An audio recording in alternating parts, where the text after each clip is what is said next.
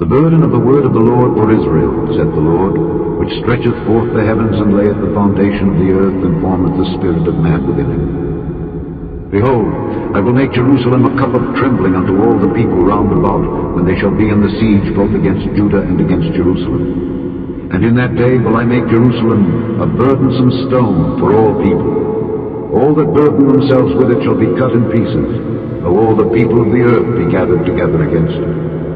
In that day, saith the Lord, I will smite every horse with astonishment, and his rider with madness. And I will open mine eyes upon the house of Judah, and will smite every horse of the people with blindness. And the governors of Judah shall say in their heart, The inhabitants of Jerusalem shall be my strength, in the Lord of hosts their God. In that day will I make the governors of Judah like an hearth of fire among the wood, and like a torch of fire in a sheaf. And they shall devour all the people round about on the right hand and on the left.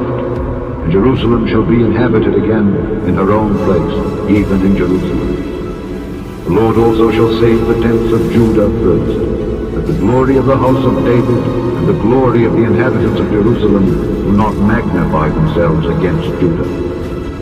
In that day shall the Lord defend the inhabitants of Jerusalem, and he that is feeble among them at that day shall be as David.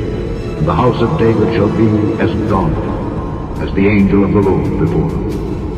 And it shall come to pass in that day that I will seek to destroy all the nations that come against Jerusalem. And I will pour upon the house of David and upon the inhabitants of Jerusalem the spirit of grace and of supplications. And they shall look upon me, whom they have pierced, and they shall mourn for him, as one mourneth for his only son, and shall be in bitterness for him, as one that is in bitterness for his firstborn.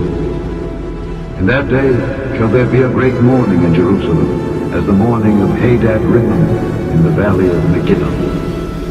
The land shall mourn every family apart, the family of the house of David apart, and their wives apart, the family of the house of Nathan apart, and their wives apart, the family of the house of Levi apart, and their wives apart, the family of Shimei apart, and their wives apart.